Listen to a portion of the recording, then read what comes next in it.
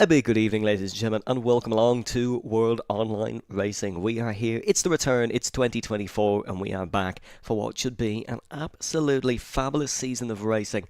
End of season of racing, we've already had the start of it, haven't it? Fabulous year of racing here in World Online Racing. Joining alongside me for this evening's action, as he has been for the rest of the season, it may be a new year, but it is a familiar face. Max, how are you keeping?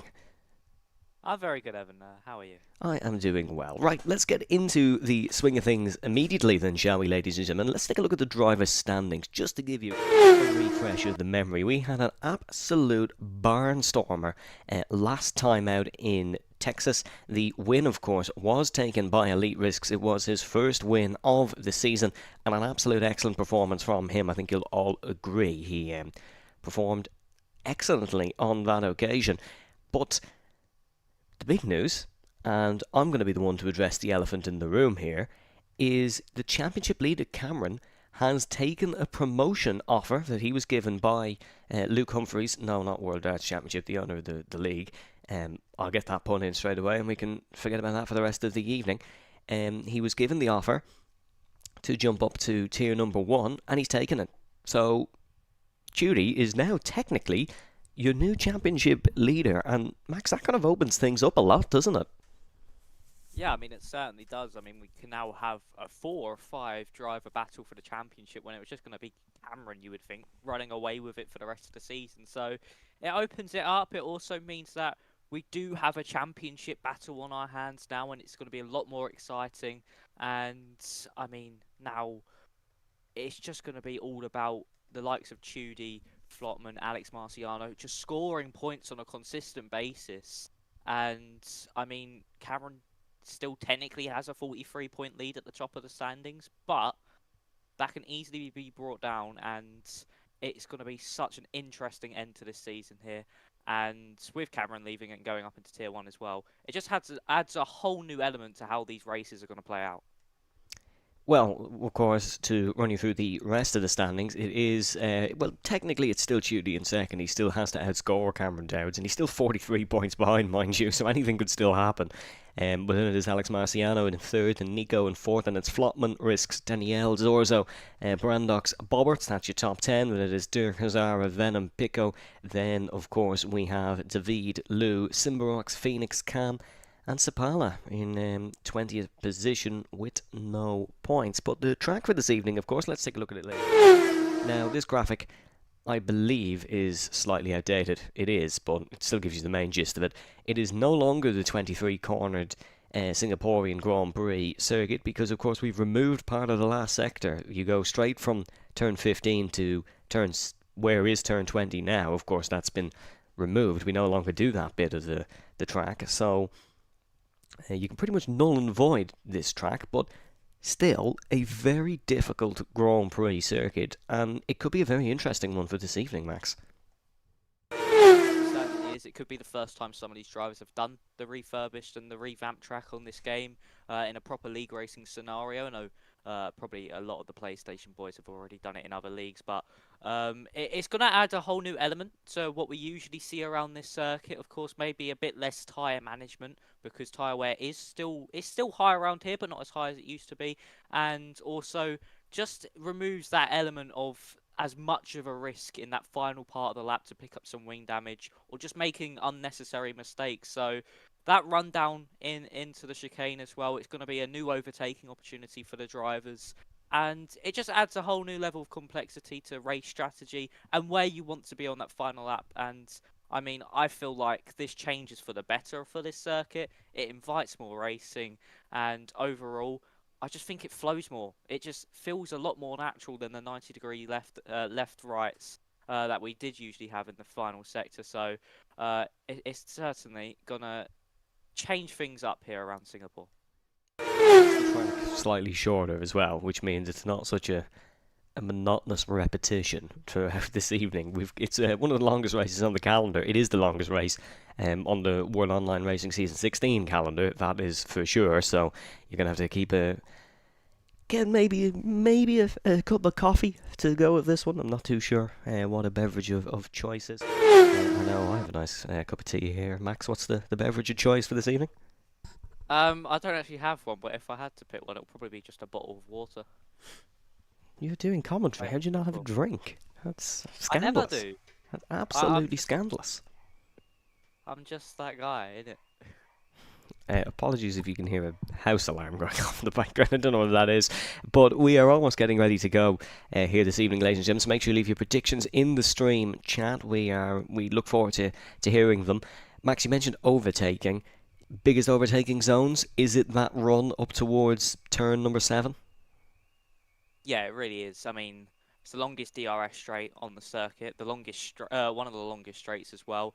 And overall, it probably is going to be your best overtaking opportunities. You can put alongside quite a long way down that straight, get it done. It's a heavy braking zone as well, so it's easy to get the move done late on the brakes. I mean, turn 1, that's not really an overtaking opportunity, unlike most circuits, because, to be honest, turn 1 is such a short run from the final corner towards the first corner that there isn't really enough time to actually make that move on the brakes into the corner. So this circuit, even though we have had that revamp, still very limited overtaking opportunities. Still limited overtaking opportunities, exactly as it is with a lot of street circuits. But one thing that is quite crucial on street circuits is, of course, qualifying. And that's where we're going to head now. We head over to the pit lane live for this evening's session. And we have 19 drivers here this evening. Of course, we had a little bit of a roster change with Cameron leaving. The 2 Ferraris for this evening is, of course, Max van der Geest. Max has been, well, no, he hasn't been in that Ferrari. He's a reserve representation, of course. And then we've Rens Tomasson. So it is 2 new Ferraris for the team that is leading the constructors' standings. Of course, our 2 regular Ferrari drivers are Flopman and Cameron Dowds. But it is interesting 2 drivers here this evening. A little bit of lineup instability, I suppose you could say, a tad. We also have Dirk, who's coming in as an AlphaTauri main driver. So Dirk is coming in. Who is Dirk replacing? Let's see if I can figure it out here. My guess would be maybe Jack. It wouldn't be Nico, because oh no, yeah, because Nico's here. So I think you're right, yeah. the law of oh no, I suppose you could say simple subtraction leaves that Dirk is replacing Jack. Yeah, he is. And I mean, Jack is here tonight anyway. He's over in the Alfa Romeo. He has dropped down to a reserve from As you can see, this Max point is onwards. more well versed in this than I am. Yeah. I mean, I just look in the chat more often. I'm joking. Don't worry. No, he does. That's true. That's factual. But yeah, I mean, qualifying's getting underway. I mean, it's nice to see Dirk have a full-time seat. He has performed in the races where he has come up as a reserve, so it is quite nice to see him, excuse me, in that AlphaTauri. Lucas is retiring. So he does have a quali ban from Kota, so that is Lucas retiring from a quali ban after picking that up with the collision with Pico out in the USA. But yeah, we're getting underway here in qualifying. Everybody at the moment is out on the circuit. I think that's one of the first times we've ever seen this in WR Crossplay Tier 2, that every single driver is out on the first run. Usually you have 1 or 2 sitting in the pit lane, but I think the first driver that is going to be on a lap is an Alpine of Andrea. He's going to be the first man to take us on a lap here around the Singapore Street Circuit. So getting underway now, heading down into that final corner. Just need a good run out of here, just need to be complacent, but he's already invalidated before the lap even gets underway. Heading too wide through the middle part, and that's Andrea's first run down the drain. We do have a Ferrari next range, yes it is, now heading in to turn 3. Nicely done through there, the 3rd gear, up to 4th on the exit, and then you just drive all the way up into turn 5. Of course, turn 4 is that little left-hand kink. Hits the wall slightly, does the Ferrari. He now heads through turn 6, and which leads up into turn 7. Late on the brakes, about 100 meters, and getting the car turned in nicely, using all the track he possibly can on the exit. Into turn 8 now, very tight on the exit. Just a lot of natural understeer through there, and the same through turn 9. It tightens up on that exit. Got to try keep out the outside wall. Done very nicely there from Rens. Now into turns 10. This is going to lead you into 11, which will then go into a flat-out flick right into turn 12, through 13 now, and then up into the hairpin of 14. You then drive straight out the hairpin, try to get the best traction you possibly can to then lead you all the way down into turn 15, braking out 100 meters, and again, just try use all that natural understeer to your benefit on the exit that corner, and now into the revamped final part of the track. This leads you all the way down to turn 17, late on the brakes here at the chicane, and nicely done through the first part. A lot of apex curb through the second. Very nicely done there from the Ferrari into the final corner now. 6th gear, just elects to run it all the way through. DRS open, and the first lap of the session is a 1 minute 27.7. Yeah, nicely done, Renz. Nicely done, Max. Brandox goes to second position, 1/10 of a second off. There's a Haas in the background as well, as we have Chuli heading over the Anderson Bridge. He's one to watch here this evening. He's very quick around this circuit and is certainly a contender for the win. Here comes Spicer for the final couple of corners now. Let's see what he can do across the line. It's going to be third position for Spicer now. That's 2/10 of a second off the pole position. Alex Macchiano set a lap there as well, as does Daniele. He goes 6/10 a second adrift. Last time out's race winner, Elite Risks, heading down towards the right-hander as well. Zorzo flicking it through the final couple of corners. Let's see what he can do. In through the left-hander, the Williamsman is going to come across the start-finish line now, and he's going to jump up ahead of his teammate and ahead of Givano in that Haas. He is 3/10 of a second off pole position. Judy only goes to 6th, so a man tipped for a race win by me. He's going to have to do a little bit more if he wants to try get up there. But here comes Elite Risks around through the final couple of corners. One-time race winner now, of course. He's going to go to 8th, 5/10 a second off that provisional pole time. Here comes Simbarox then rounding through the final couple of corners. Let's see what he can do. Teammates with Elite Risks, of course. Can Simbarox jump him? No, it's going to be slowest of the time runners by quite a margin for now. Here comes Nico flying it through the final corners. Now we saw Lance Stroll have a scary collision there in the actual qualifying in Singapore. Drivers will be hoping not to repeat that for the time being. Jack and Andrea both have red on their track maps, meaning it's both invalid times there. You know what, 14 times on the board for a first lap around Singapore is actually not bad going. No, it's not, to be honest, with the amount of mistakes that can happen and how easy it is to invalidate around a circuit like this through some of the corners.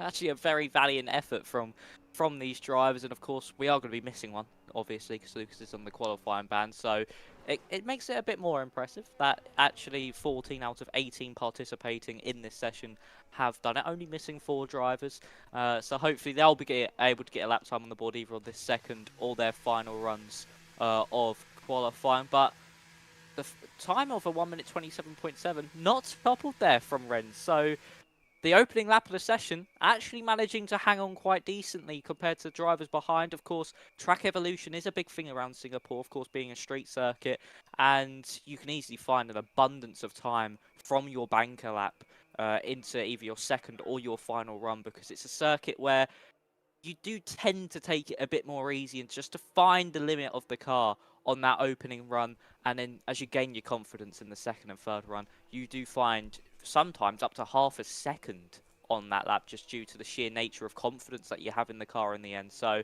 we do have Dirk and Max coming out once again to try get a time on the board this time around. Same with Andrea as well. But yeah, very good lap time there from Renz, and the first lap holding up quite strongly.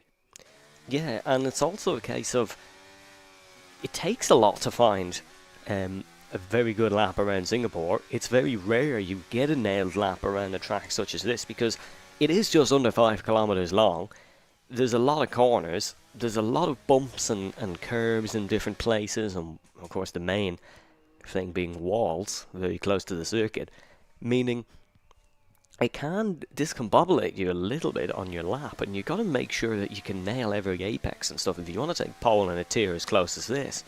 And that can take a lot to get to that level.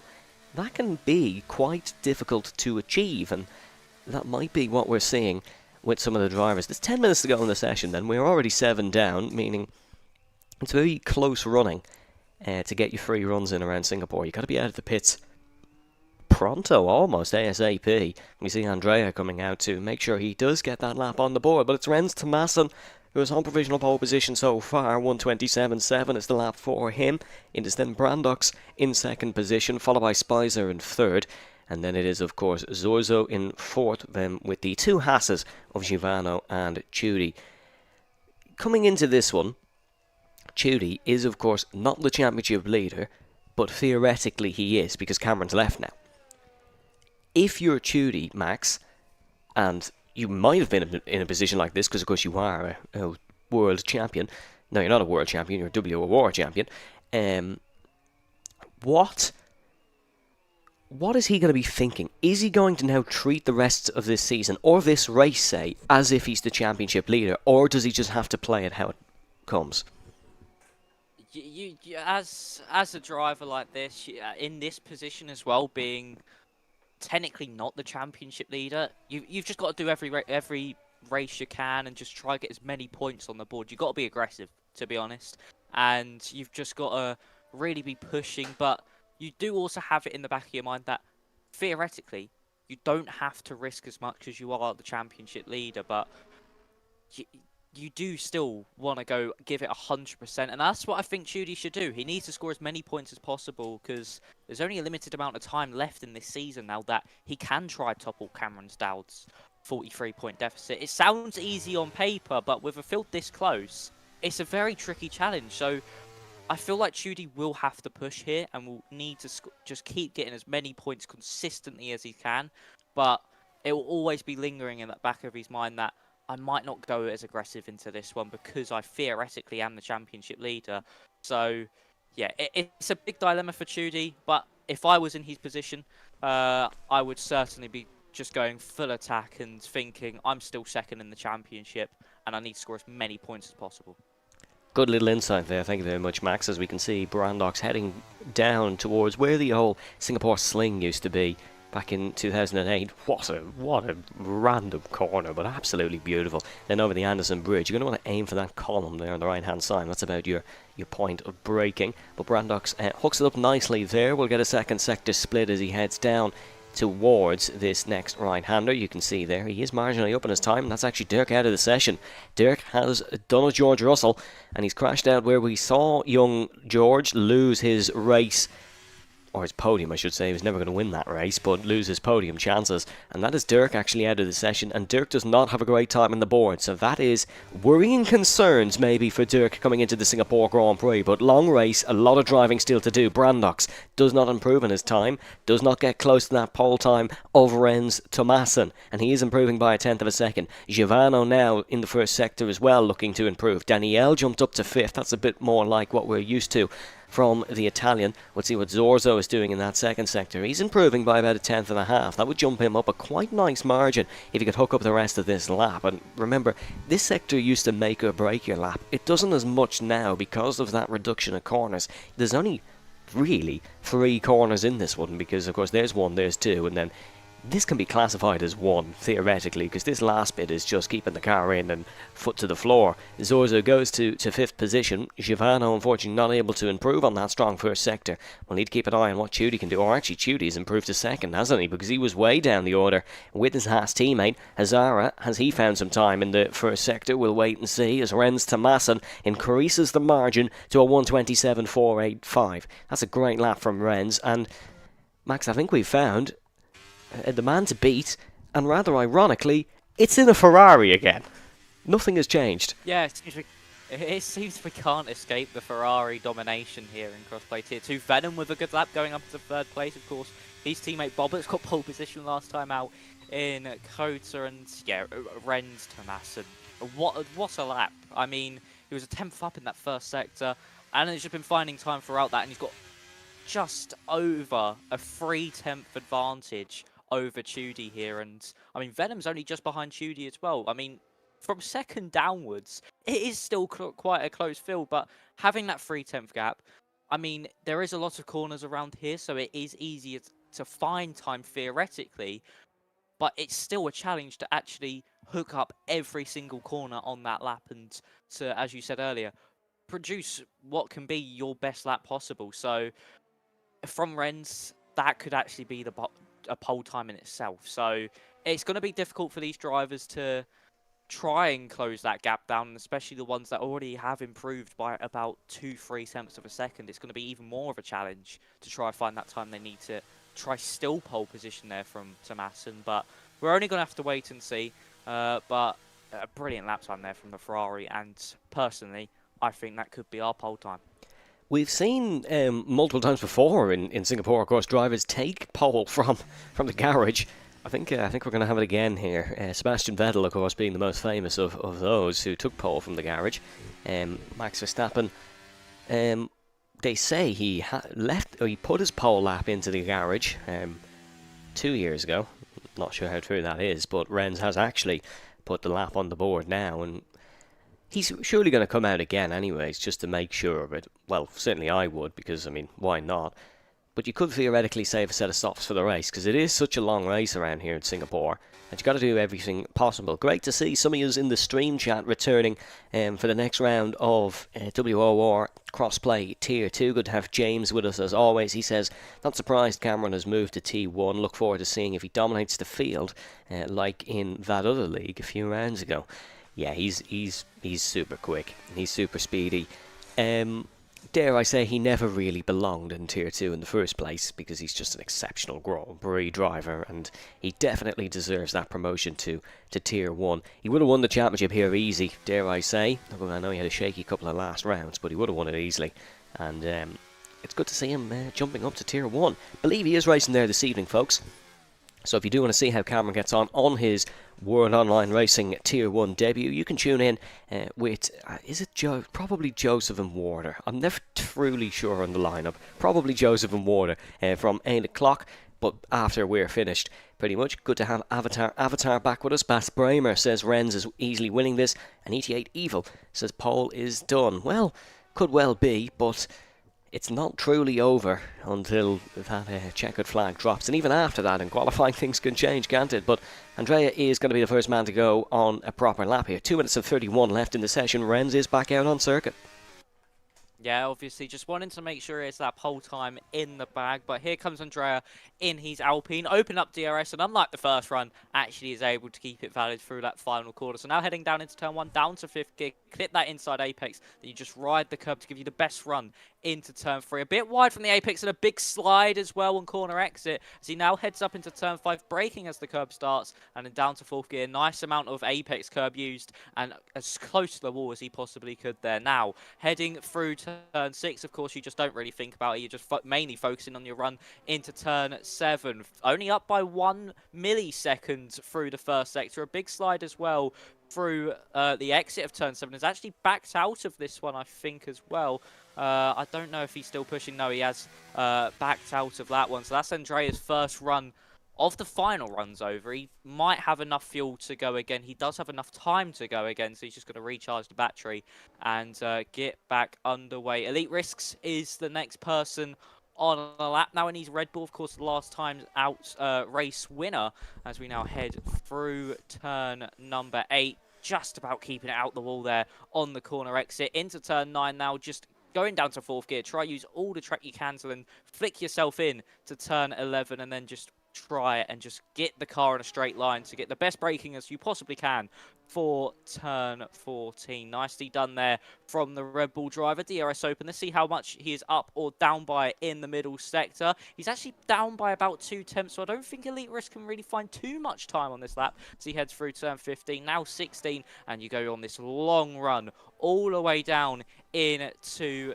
turn 17, braking at about 50 meters, getting the car turned in nicely for the first apex. A bit too much curb at the second apex. You saw him ride it slightly, make the car bottom out. He elects to come back into the pit lane. Elite Risk not going to get any better than 12th for last time out, being the winner last time out. So a lot of work for him to do in the race, but we do have a lot of drivers starting their laps now. We have Venom on his out lap. Chudy is on his lap as he's now heading over the Anderson Bridge into turn 14. A hairpin very late on the brakes there from the Haas driver. Going to try find as much time as he possibly can to get anywhere near the lap time of Tomasson. He's only up by about 300ths though. It's not going to be enough as it stands to try snatch away pole position from the Ferrari driver. Spicer goes up into second place. Good lap from Spicer. 27.7. Jumps Chudy, up to second. Heading into the final chicane. Can he actually get anywhere near the time of Tomasson, or can he even jump the Mercedes of Spicer? Now coming through the final corner now, what's it going to be for the Haas? It's good enough for second, a 64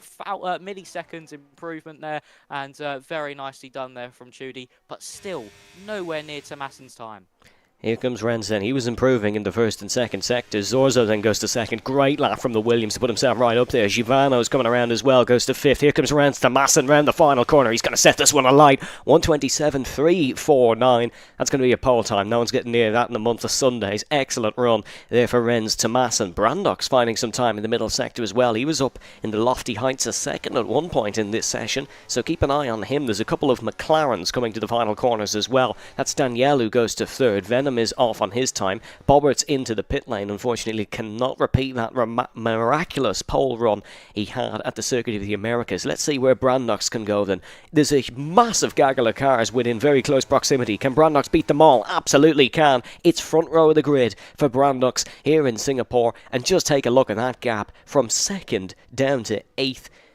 It's 0.332 off pole for Brandox in second. It's 0.388 off pole for Spicer in sixth. And that just goes to show how close these drivers truly are. Hazara's not on a timed run, if I do believe so. Yes, he hasn't validated it, meaning that will be qualifying for the Singaporean Grand Prix. Renz Thomason has us all in his back pocket because that is an absolute marvellous run. And he'll start on the front row, but Singapore is not an easy one to win. You've got to have a perfect mix of race pace, race craft, and race strategy if you want to try and win this one.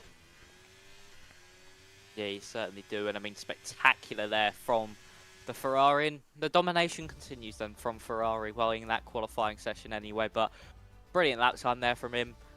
No one was going to get close to that come the end of the session. And then Brandox to get back up into second place. A very good lap time from him as well. So we should be in for an exciting race. It now depends on can Thomason break that DRS on before lap 3. If he can, then he might have this one in the bag, but you need to look out for safety cars, and also due to this being the longest circuit on the calendar, mental fatigue can play a part in this one. Well, here's your full quality results then. It is, of course, Renz Thomason who takes pole, and Brandock, Zorzo, Danielle, Tudy, Spicer, Givano, Alex, Venom, Hazara is your top 10. Folks, the Singapore Grand Prix is coming up after a short commercial break.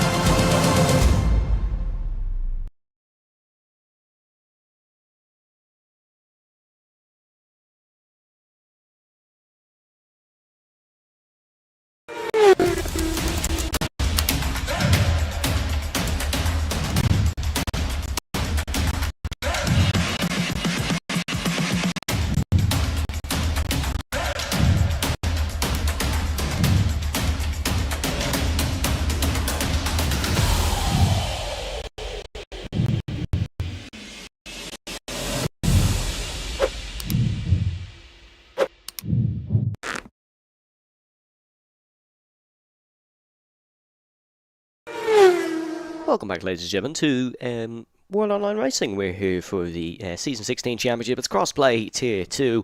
You're here with Evan and Max, and welcome back to what should be a fabulous Grand Prix here at the Marina Bay Circuit. Just 5 drivers have shared victories at 13 Singapore, or apologies, this statistic actually I'm going to have to update it live. 6 drivers share Grand Prix at 13 Singaporean Grand Prix, held since 2008. That is, of course, Sebastian Vettel, Lewis Hamilton, Fernando Alonso, Nico Rosberg, Sergio Perez, and Carlos Sainz being the newest addition to that statistic. 5 races in Singapore have lasted over 2 hours. Personally hope that's not the case here, as our broadcast is usually under that as a whole. And then, of course, Singaporean Grand Prix is a race of attrition. Humidity levels of 70% means drivers tend to lose 3 to 4 kilos in weight for the Grand Prix. And then Singapore, as a country, its land area includes 64 offshore islands that surround the main island. But there's only one thing we're focusing on in the landmass of Singapore, and that is, of course, the Marina Bay Circuit, where we will have the winner of our Grand Prix in maybe about an hour's time. But Max, more importantly, who is that winner going to be? Oh, this is a difficult one. I'm gonna go for Tomasin. If he's able to break that DRS, and I think if this is a big if we have a safety car free race, or even if we do have safety cars, I think he just has that pace to keep pulling out that gap and win this race overall. If he's able to keep up that qualifying pace, I think he has this one in the bag. Well, we did Las Vegas safety car free, and that was an absolute feat of, well, maybe pure luck, maybe clean racecraft. We'll never truly know. Hello to Cameron Stadders in the stream chat, by the way. We are going to miss having Cameron here, but we're not going to miss Ferrari dominance because it's still happening. Rens Thomason is on pole position for Ferrari, and the trend continues. We're on the grid then. It is Ferrari on the outside, Aston Martin on the inside. There's 5 red lights, and for the first time in 2024, we go racing here in Singapore. That is a bit of a slidey launch from Brandox on the inside, but a good launch from Rens Thomason in towards turn number 1. I say that Brandox gets up the gears quicker and is now putting the pole sitter under an unbelievable amount of pressure in towards turn number 3 and 4. Side by side on exit, the Williams Azorzo is looking to make a move as well. Down in towards the right-hander. Let's see what he can do. Heading down towards the first real overtaking opportunity. They are so nip and tuck here in the middle of the pack. This could go anyway up as we get down towards the left-hander. Free abreast. Zorzo goes for the inside line, but Rens Thomason still leads the Singaporean Grand Prix. Bit of contact between the two here in towards that right-hander. There's a yellow flag in the background. Believe that is for ESV Bobberts, who goes off in the background. Very disappointing for Bobberts there, but what a race start between the three. Yeah, brilliant race start there, and Thomason really late on the brakes and just held on to that beautifully. Very well defended. His teammate Max is actually making a move there on Shizou Venom. Venom starting to fall down the order slightly. I think he did have a good launch, but over the past 2 or 3 corners has dropped down the places that he really has gained. And there's an AlphaTauri of Dirk up the inside of both his teammate and Elite Risks, making contact with the Red Bull, getting maybe past a pair of them though, as they now head down 2 by 2 into turn 15. Round the outside try goes the AlphaTauri. He might actually get swamped by his teammate here, back on the inside line. These two, of course, don't want to make any contact. Rule number 1 in racing, don't hit your teammate. But luckily for the pair of them, they both managed to survive that encounter. But a late send there into turn 14 from Dirk, hitting Elite Risks, and I think actually picking up some wing damage in the process. So having to come into the pit lane early, I think Dirk will really be relying on a safety car here. But now we really will start to get into that sort of rhythm in the next 2 or 3 laps of tyre management, battery management as well, because the battery does drain a lot around this circuit. It's very hard to get your battery back, especially with the new revamped fire. So 3 laps and we're going to be in pure tyre management and DRS train mode. Yeah, of course, your biggest gainer on that opening lap was actually OP Max. Oh no, it wasn't, apologies. It was actually a man who's not been the biggest gainer for quite a while in these races. It was Lucas who is the biggest gainer here. So fair play to Lucas for getting 4 spots. In terms of tyres, everyone is on the hard compounded tyre, apart from your sole pitter on the opening lap who's gone for a set of mediums, and he's kind of shot himself in the foot by starting on the hards. But of course, he can't really predict that he's going to get damage on the opening lap. Top 4 still within close proximity, but Spicer is looking like he's going to tee up a move on Tudy anytime soon. He seems to be right close behind the Haas in front. He's in between 2 Haas's, of course. He has Givano behind in 6th, and Tudy is, of course, your not provisional, but he is the man who's going to inherit the championship lead if he can gain 43 points on a man who won't be racing. And genuinely, that is much easier said than done. That could take him the rest of the season to do that. It is a lot easier, though, in World Online Racing, because we do give full F1 points as opposed to other leagues where it might be less. But we will wait and see what happens in that regard. That's not really what he's going to be worrying about now. What he's going to be worrying about, and what I think everyone's going to be worrying about here, is not letting Rens Thomason pull away. 5/10 is the gap between himself and Brandox, but if we look at the steering wheels, he is slowly getting more battery than everybody else. And what I mean by that is he's using less. Yeah, he is, and that's sort of what you have being up at the front. You don't really need to push to catch the car in front. You're in that clean area, and you can dictate how you want to drive this one. I mean, DRS is now enabled, so Brandox will be able to keep with him a lot easier, so he might start being able to gain that battery at the same rate that Thomasin is as well. So we're now at this stage of the race where Tomasson just really needs to get into a rhythm. Just focus on what he's doing. Just drive into that clean air and just try and take these hard tyres as long as possible, or to when he decides when he wants to pit. So all he has to do is just hit his marks as it stands, because I don't think Brandox for maybe another 3 or 4 laps will try to make the overtake for the switcher position, which they usually do here in crossplay tier 2, where they keep switching places back and forth. But yeah, Tomasson can just sort of hold his battery, keep it in a nice good position, and just keep driving into that clean air and try maybe break away from the gap from Brandox. But with the DRS now being enabled, it is going to be extremely difficult for him. Max van der Geest and Hazara side by side here coming through the final. Whoa, that was an aggressive swipe from the Alpine. You've got to be careful doing that, because if you time that wrong by a millisecond, you've chopped off his front, you've given yourself rear wing damage and maybe a rear left puncture, and you're also banned from the league, so you've got to be really careful doing that.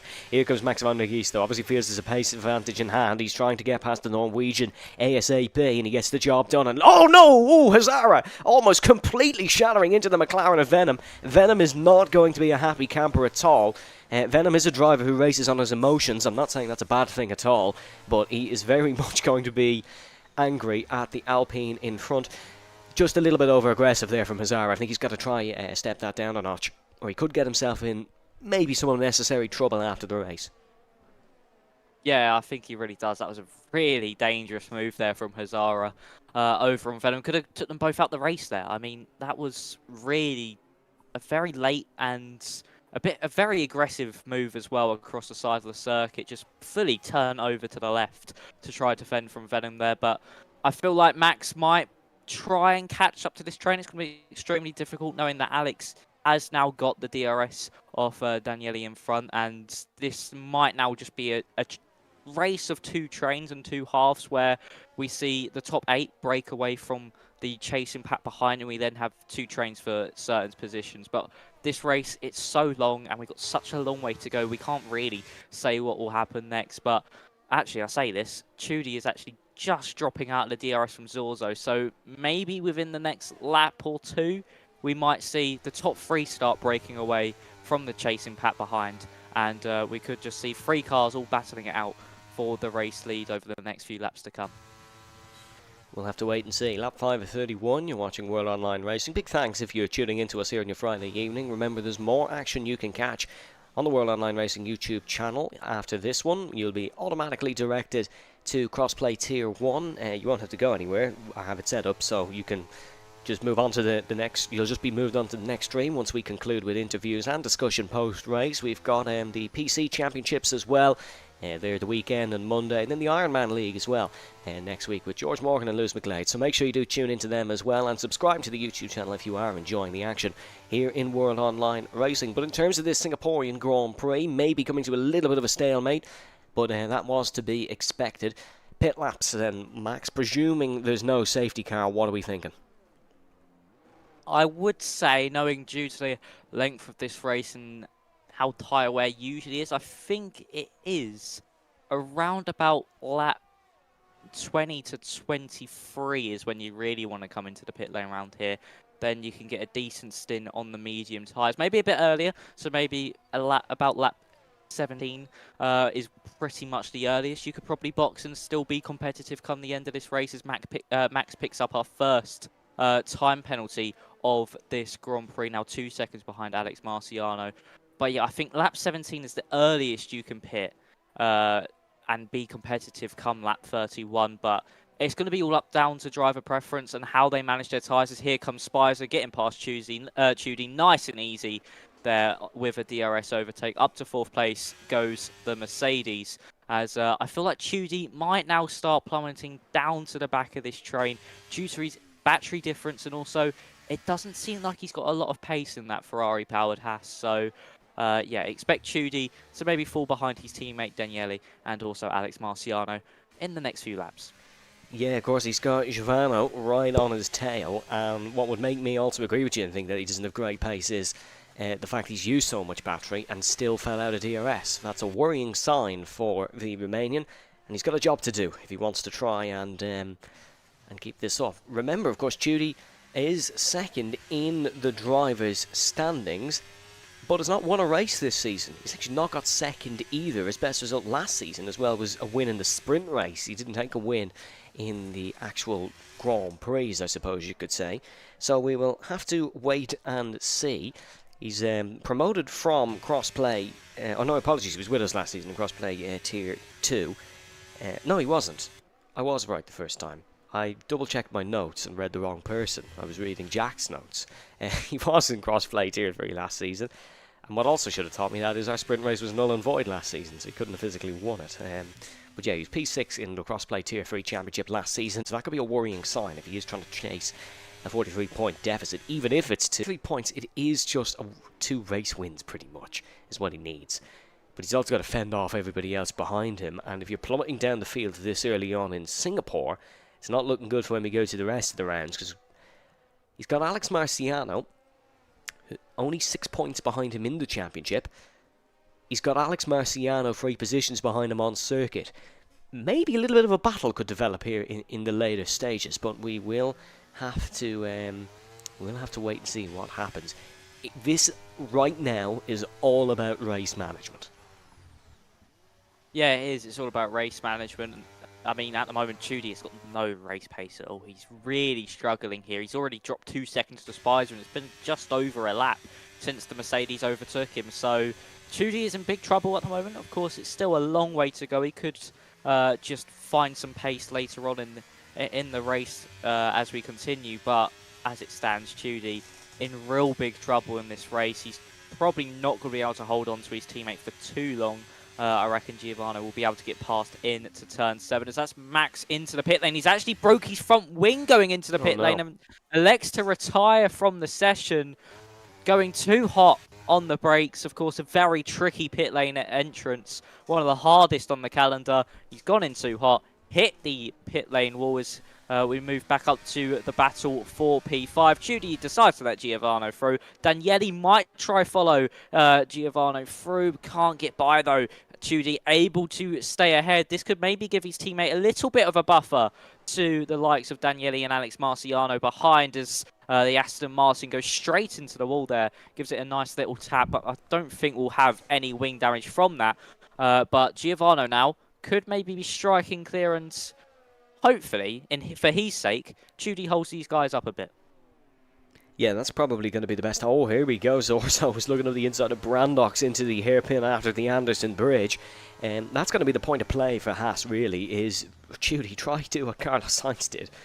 Back everybody up, and Giovanni will keep you in his DRS. But I imagine that's not how it's going to play out. And Giovanni's goal here is to try catch Spicer and get back onto this train for the race lead. Zorzo is looking to attack Brandox. Yellow flag in the second sector. That is actually Lucas. And that's a very weird place for a yellow flag to come out, which would make me think that was some sort of incident. There's another yellow flag in that sector. I believe it is for Lucas again, who is just a slow-moving car. We'll take a look at Lucas here quickly and see. There's no... Oh, there is visual damage. It's a front wing gone for Lucas. The woes continue. The woes are worrying for Lucas, and he is just trundling back to the pit lane, I think, maybe. Wouldn't be a puncture there, would it? No, it just seems to be wing damage, and Lucas just not really able to turn his car. But battle for the race lead. Let's see what we can do. Brandox is tucked into the slipstream of Renz Domassen. Is he able to launch an attack? No, they're all just managing here. This is it's a very boring battle for the race lead because they're all literally just managing at this point.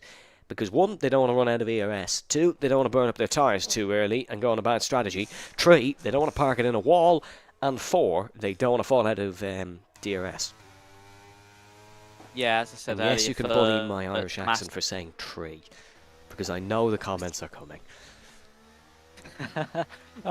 Yeah, this is what I said about Tomasson as well. It's going to just be this phase of the race where drivers just need to hit their marks, keep it out the wall, and just manage battery and tyres. That's all it's going to be until the pit window, really. So don't expect too many moves for this train of the top 4 now. Spicer has caught up to Zorzo, so a lot of race pace, it seems, in this Mercedes. So he could be within a shout of the race victory here today. Giovanni, I think, might actually be doing what Carlos Sainz did to Lando Norris in the real-life Singapore Grand Prix, and is actually giving Chudy some DRS. He gave it to the last lap, and Chudy just about managed to stay within it. He might do the same this lap, and to be honest, I don't think Giovanni will be able to catch up to the pack in front. He didn't show enough pace behind Chudy to really show that, but to be honest, Chudy was holding everybody up. So we'll just have to wait and see how Giovanni's race progresses. But Chudy has caught back up. He has got DRS again to help him defend from the Aston Martin of Daniele.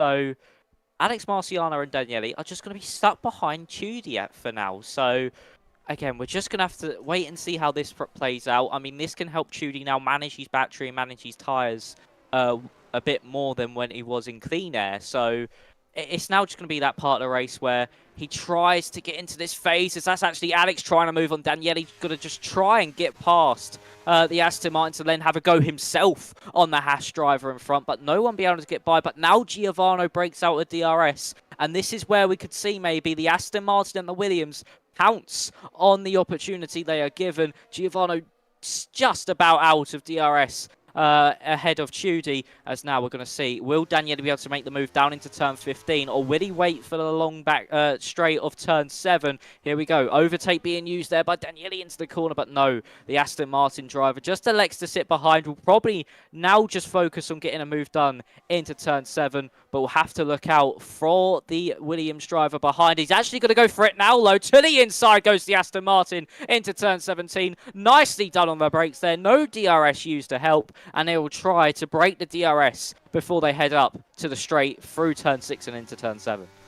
I tell you what, the Singapore, or whoever made the new Singapore layout, absolutely loving that they saw a move there, but Chudy is under pressure from the man behind him, 6 points behind him to be exact in the championship.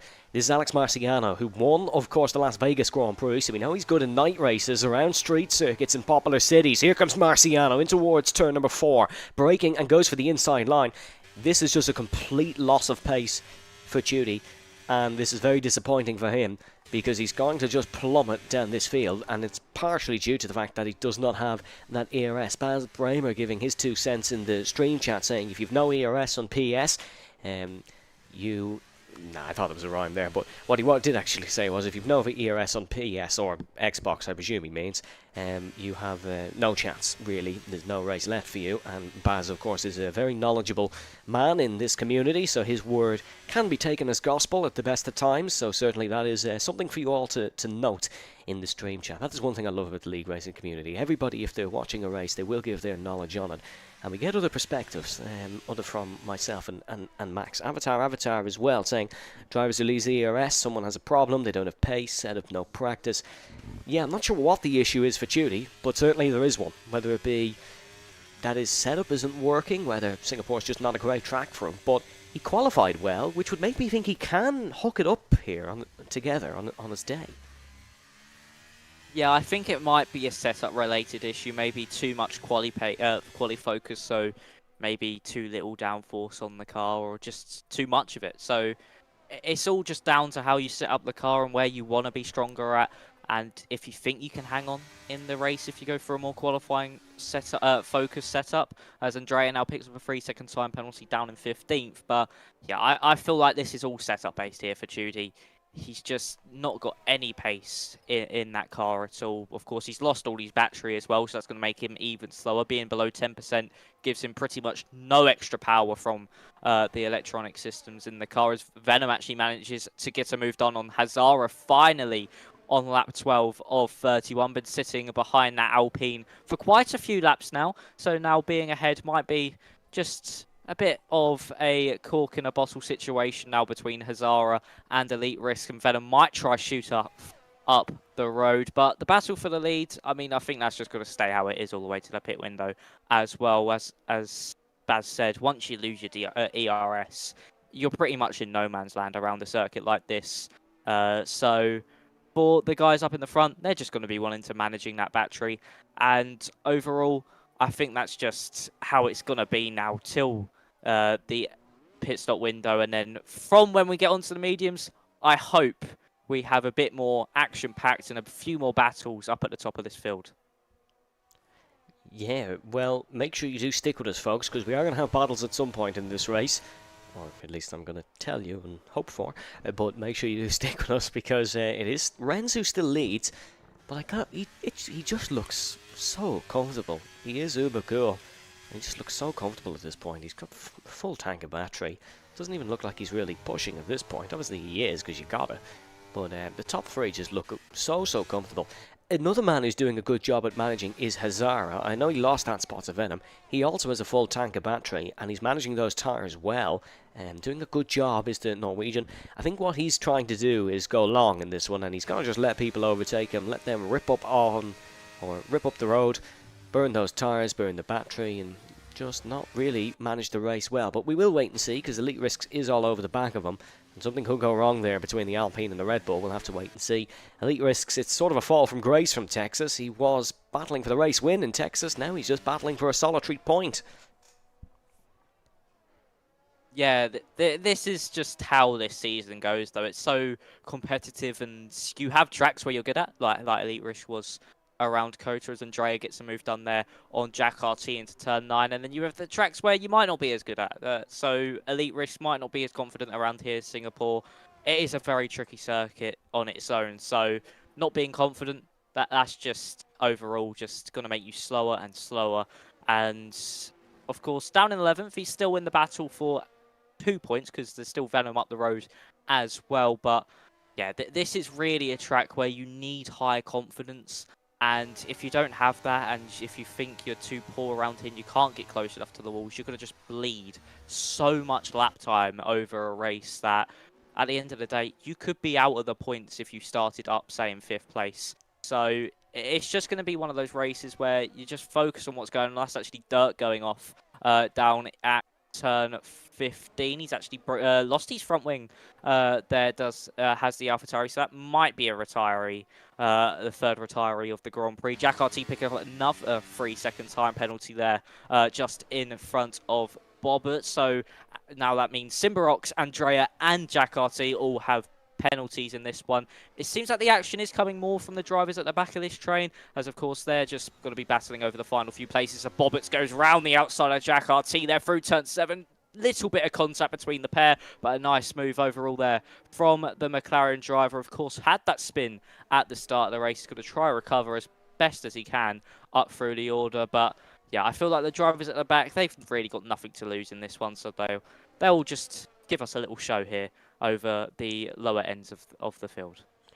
I tell you what, it's like King's Cross at 5 o'clock on a Friday. We have many separate trains here at Singapore.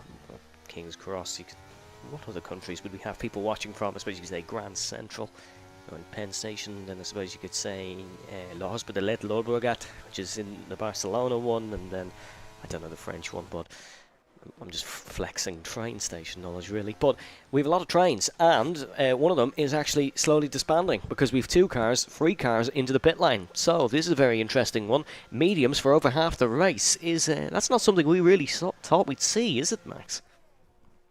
No, I was expecting them to go at least 2 laps longer on this one to really get the best out of this medium tyre, but this could be the entirely their strategy. Of course, they have done the practice. They have their knowledge of what they possibly can do. So Daniele comes out in 12th place, and this could maybe get them up into the train with the likes of Spicer, Zorzo, Brandox, and Tomassen, because the grip difference by having fresher tyres on, especially around a circuit where traction is so crucial, as Dirk has retired from the session, has brought out a safety car. Oh, no. So they've boxed at the wrong time. It's heartbreak for Tudy, Alex, Daniele, Hazara, and Andrea, especially the likes of Hazara and Alex and Daniele, because they work so hard to be in the position they're in, and it's all just gone away because a safety car has just come out as soon as they box.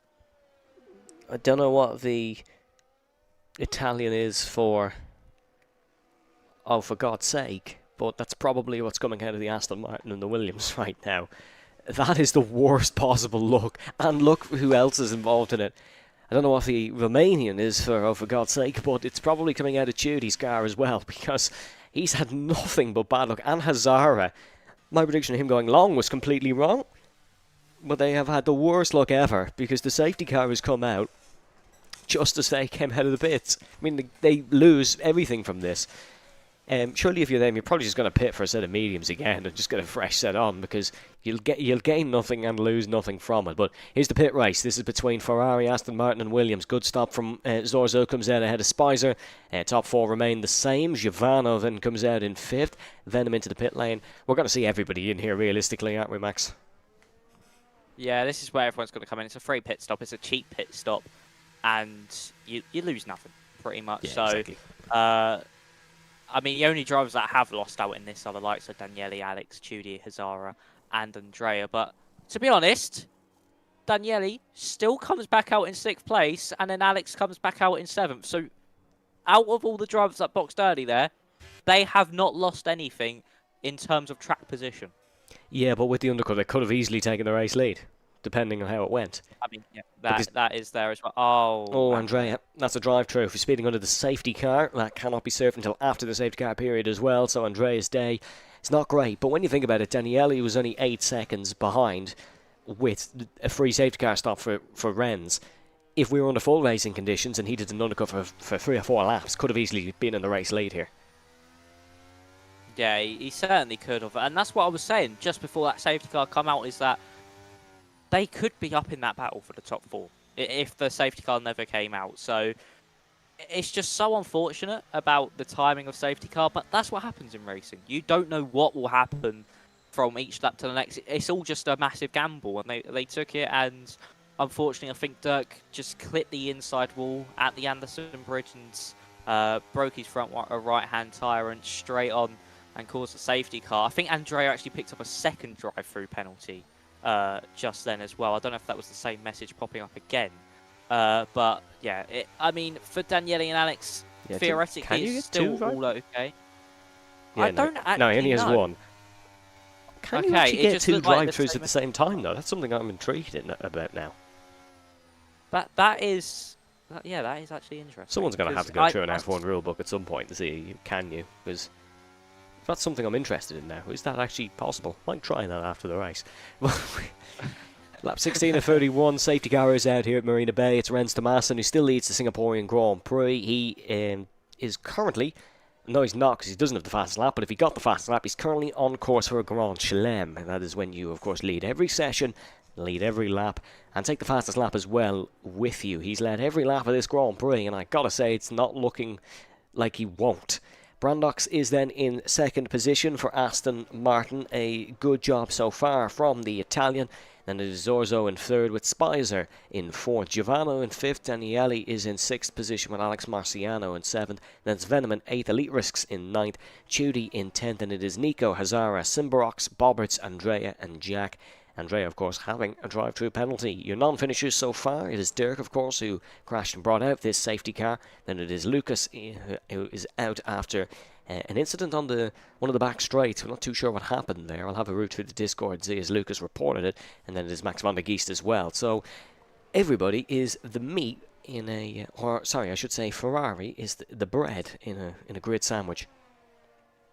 Yeah, and I would like to add to that Andrea drive-through penalty. He does. I've just checked his race director, and last lap he got 2 penalties. He has 2. Yeah, that's got to be a pull into the pits and retire at this point, surely. That's so unlucky. That is 40 seconds of penalties, pretty much.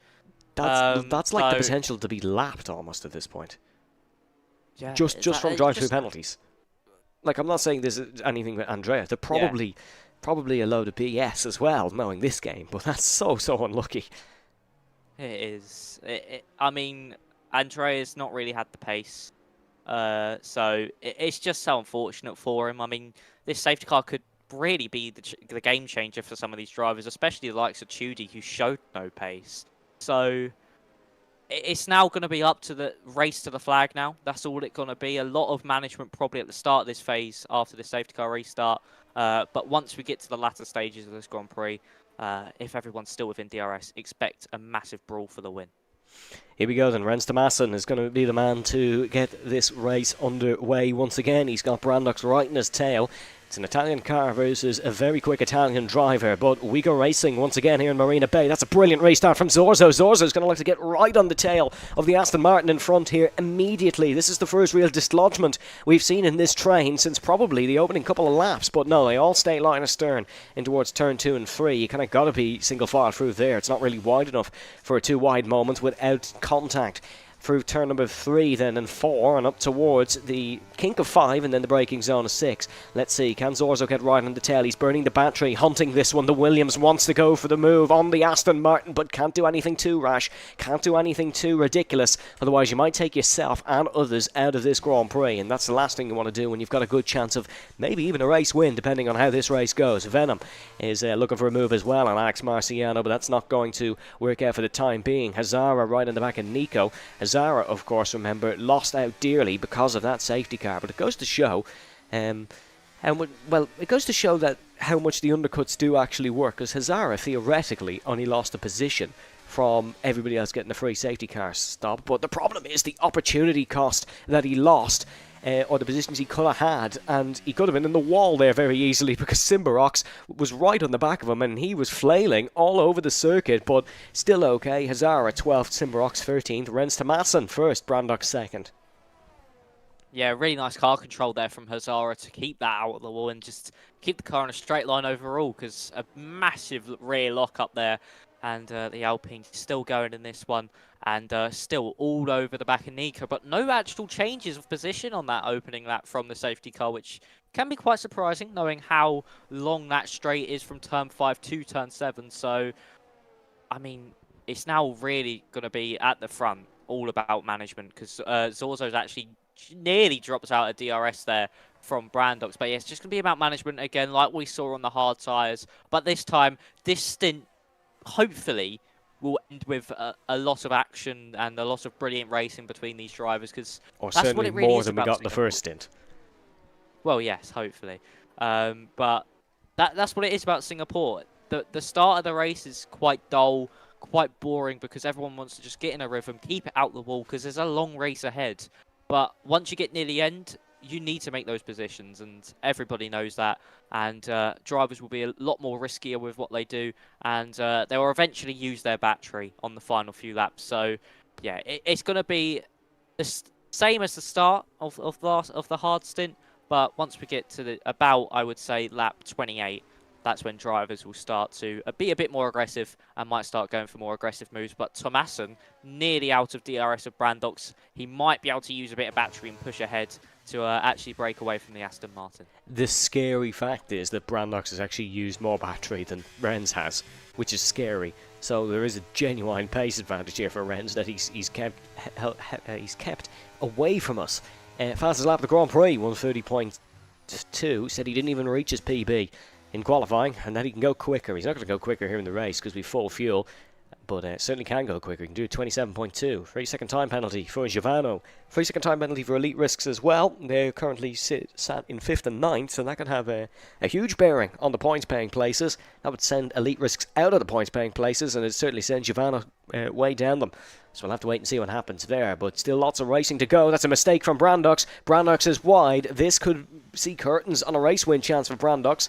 Whether it sees curtains on a race win chance for Zorzo as well, we'll have to wait and see. These both have to work together here, or Zorzo has to get past Brandox immediately if they want to try and win this race, because they've no DRS for the time being. Brandox is really struggling here in these last couple of laps for whatever external reason that may be, but he is struggling around Marina Bay. Maybe he's lost confidence in himself, maybe these tyres are not working like the hards were. He seems to have picked it up again okay over the Anderson Bridge, but there was a couple of mistakes there in that sector, and they're going to be really, really costly for the Aston Martin. Yeah, they certainly are. Further back, Jack RT and Bobberts both getting past Simbarox, heading down into turn 15. But for Brandox, what he did there heading into turn 7 was just take a huge amount of the turn 7 apex curb, and that's just flung his car all the way out wide, and that's what's cost him here. And being 1.6 seconds behind for either Zorzo or Brandox, I feel like they can't catch that one on Tomasson, because of just the sheer pace difference that the Ferrari has over these two. And you would think, certainly, Zorzo will be able to get past Brandox here with the DRS. He's been looking to make the move for so many laps. in this race, and he really wants to get it done this time around if he wants any chance of catching up to the Scarlet Ferrari ahead. He moves to the inside. I think Brandok's also sort of cooperated there with that one. Knew the Williams was quicker. Simbarox picks up a 3-second time penalty, but Sorzo now up into second place. The question is now, can he close down the gap to Tomasson in front? But it has shot up to 2 seconds. It's going to be a tricky one. And can the Ferrari hang on to this gap between himself and the chasing pack behind? We will wait and see. 2 seconds is now the gap, which makes me think this could be curtains, but we will wait and see. The battle rages on for second, however. This is going to be a very interesting one between Zorzo and Brandox. Renzo, of course, was the favourite here, so he is the man with everything to lose at this point in the Grand Prix. Will that pressure overbear him, or will he be cool, calm and composed until the end of this Singaporean Grand Prix? We will wait and see. But Brandox, yeah, he is struggling. He is definitely struggling at this point in the Grand Prix. Maybe might come under pressure from Spicer as well, but we will see. If you're enjoying the action, the button is absolutely free, of course, and if we do bore you next week, you can undo it, but we'd love to have your support for as little time as possible. Down the back of the pack, it is Judy now in 10th, working his way, or trying to get more consistent, certainly, in this one. He is still struggling, however, with his battery, so fool me once, shame on you. Fool me twice, shame on me, it seems, for Judy. Yeah, it's unfortunate for Judy. I mean, this is now really going to play into Alex's hand for the championship, because he's up in 7th and Judy's only scoring 1 point at the moment. So we could maybe see a switch in the theoretical championship lead. And I mean, Judy's just showed no pace throughout this whole race. He's 2.2 seconds behind Elite Risk now, got no battery left in the car. So he's just going to keep getting slower and slower. And I reckon eventually Nico will overtake him and Judy will be on no points left in this race. And he's just dropping back so much from the field in front of him. It's just not been a race to remember here for Judy after qualifying so well. It's now 2.8 seconds up in front. And I feel like unless something drastic happens here to Tomasson, I know there's still quite a few laps to go, about 9-10 laps remaining in this Grand Prix, but I think unless something drastic happens, Tomasson has this one in the bag. Yeah, he's driving really well, isn't he? This is an exquisite performance from Rens Tomasson, and he is doing a star-studded job. It is, of course, a Ferrari who is on top here in Singapore, just like they were in 2023 in Formula 1, but it's actually Red Bull that have the most podium finishes here in Formula 1. They've scored a top 3 result in every race, apart from 2010 and 2023 in Singapore. So, an interesting statistic for you at home. Singapore also, or I should say, hold on, I usually build this one up and I do it every season, so I may as well keep doing it. Those who have DNF'd can go visit a very interesting attraction right now. Max, what would you say it is? I have no idea, actually. It's the world's first nighttime zoo that runs here in Singapore. So it's a zoo at night where you can go in and you can go tip about and see what's going on. In random fact, yeah. Wow, that is a very interesting thing. So I reckon some of the drivers certainly do pay visits to that when they retire. You know, just around the circuit and do that. But I mean, I think Tomasson can go do that, come back and still be in the lead of the race. It's now up to 3.1 seconds. He's gapped to Zorzo behind. And at this rate, I think that gap's just going to keep growing and growing. Yeah, I agree. And eventually, we could maybe see a performance similar to Cameron when he was in Ferrari, of maybe 7 seconds like it was in the opening round of the season. I think we could get even better than that, potentially. Because once you let a quick driver get out of your DRS, he's gone. He is gone like the absolute clappers down and into the lead of this race. So we'll have to wait and see how this one develops. He also is the fastest lap of the Grand Prix, so is on course for a Grand Slam finish, or Grand Slam, as they say in English. And we will wait and see how that happens. But plenty of battles further down the field to keep an eye on, keep a close eye on. One is Bobberton Hazara. This gap is 0.3 of a second now between the Alpine and the McLaren. Simrock's picking up a time penalty, could be costly come the end of this race. Actually, no, it won't be costly because he has a 49-second gap behind him. But while we're here, I do just want to say fair dues to Andrea. Despite being 49 seconds behind, Andrea is carrying on, and that is something I can respect because there's drivers who give up for an awful lot less.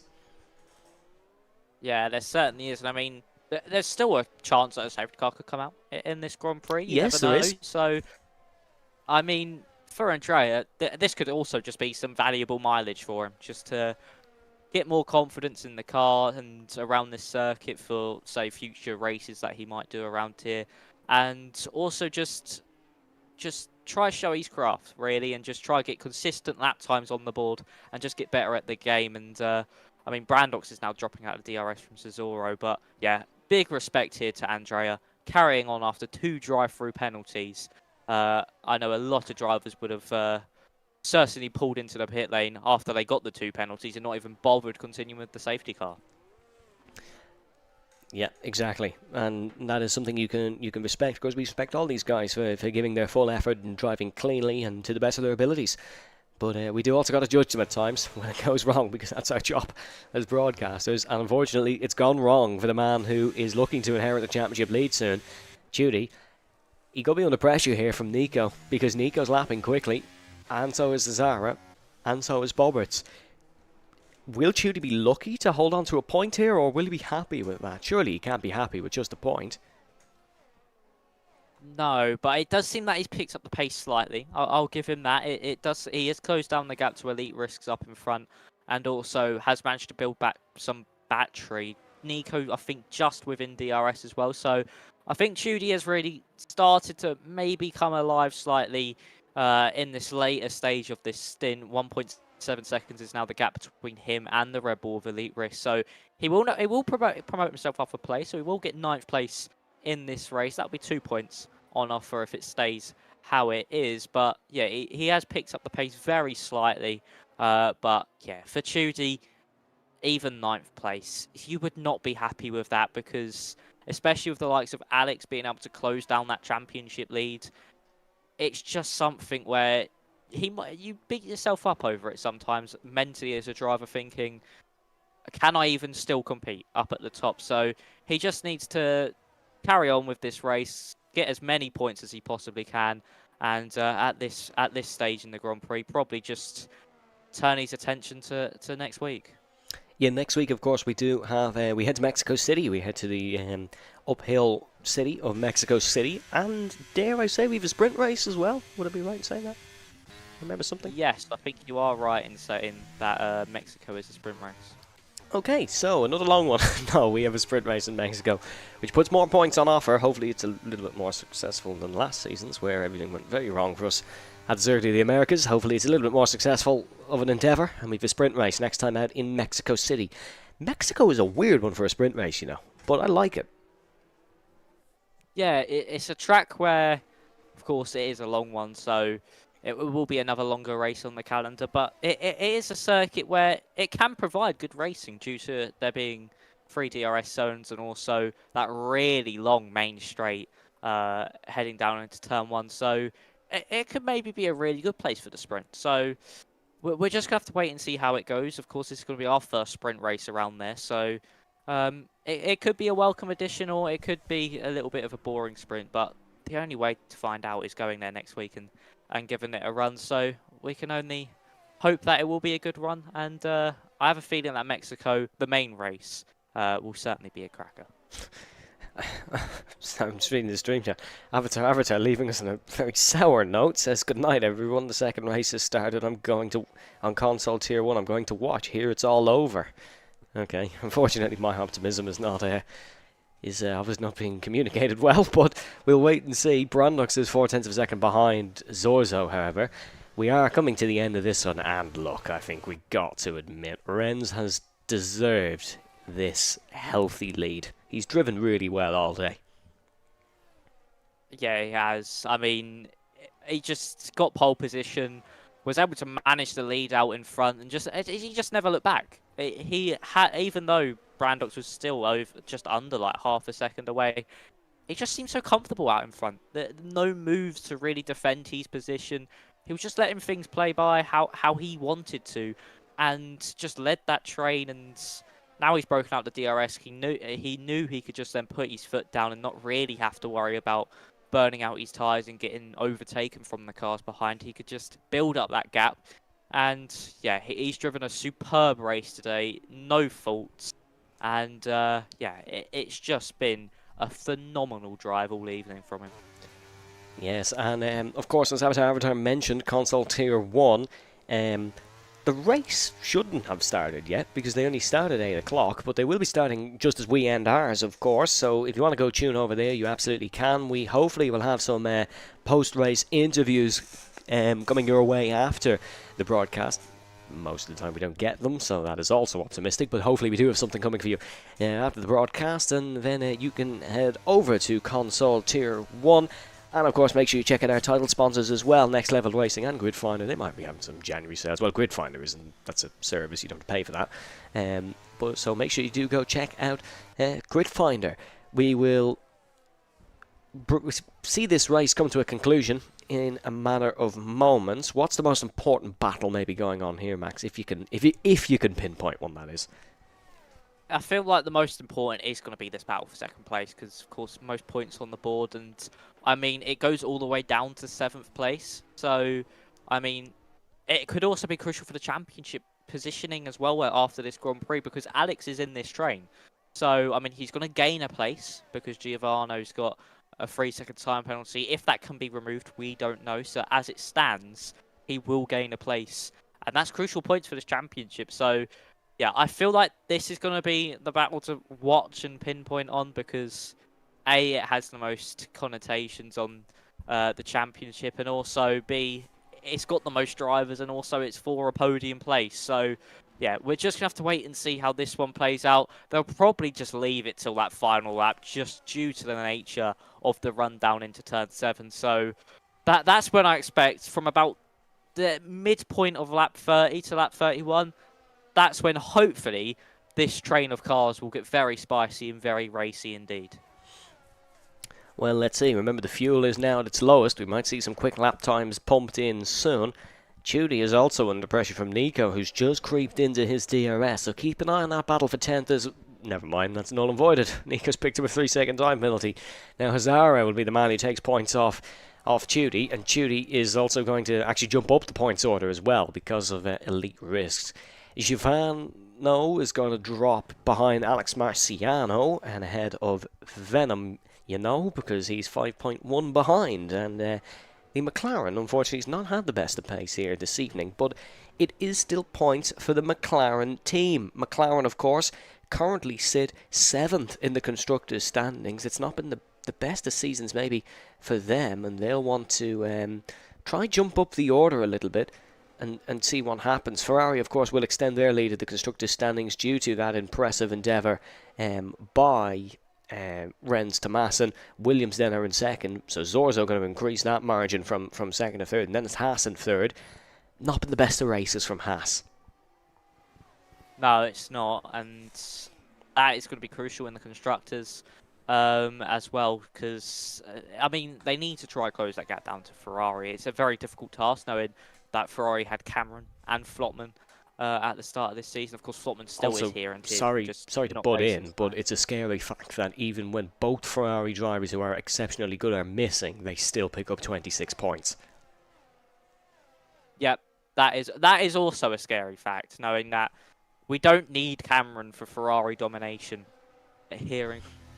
We thought we escaped it, but no, Masson is here, and he's just been on a whole different level to all these other drivers here today. But we should now start to see the action pick up slightly. We're on lap 30 of 31. I think we're a little bit hopeless optimistic here, Max. I won't lie. I'm slowly losing faith. I am, but you got to try keep the hope up. I mean, I feel like we are going to see a battle. We are going to see a battle in this final lap, I think, between Brandox and Zorzo into turn 7. Or we see a Mercedes into the wall. Or we see that as well. Both might be just as funny. Sorry, Spicer, but the Russell one certainly was. Oh, it certainly was. I mean, I actually thought he was going to clip that outside wall. I actually thought he was about to clip that outside wall. I was going to say that might be the worst commentator's curse in my career.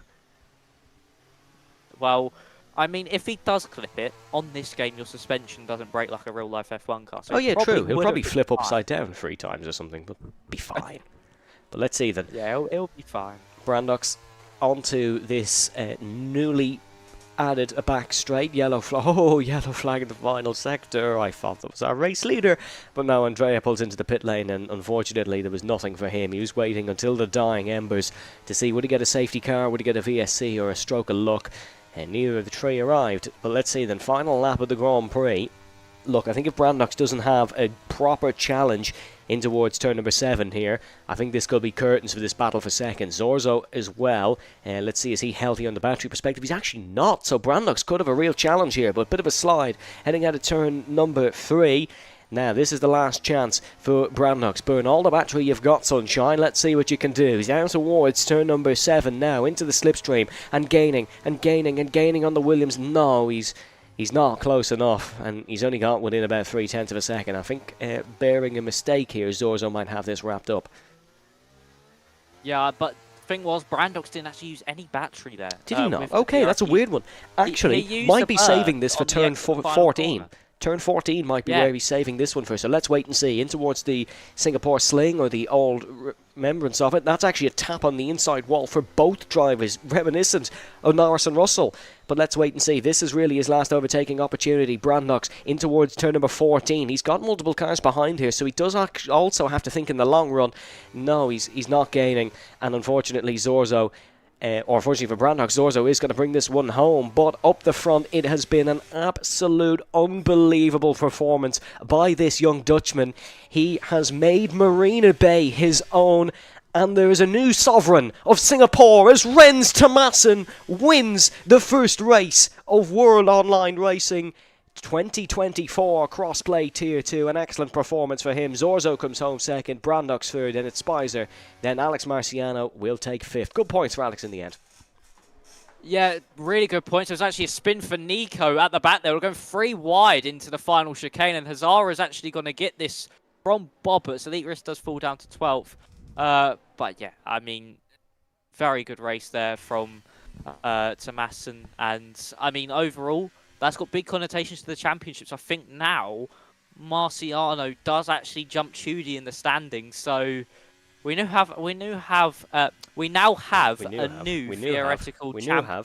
Yes, we we now have a theoretical new championship leader in this one. Of course, Theoretical now championship leader. Oh, go away, Evan. It's been a long race. It's about time I get my stab back. It's been a bit of a long one.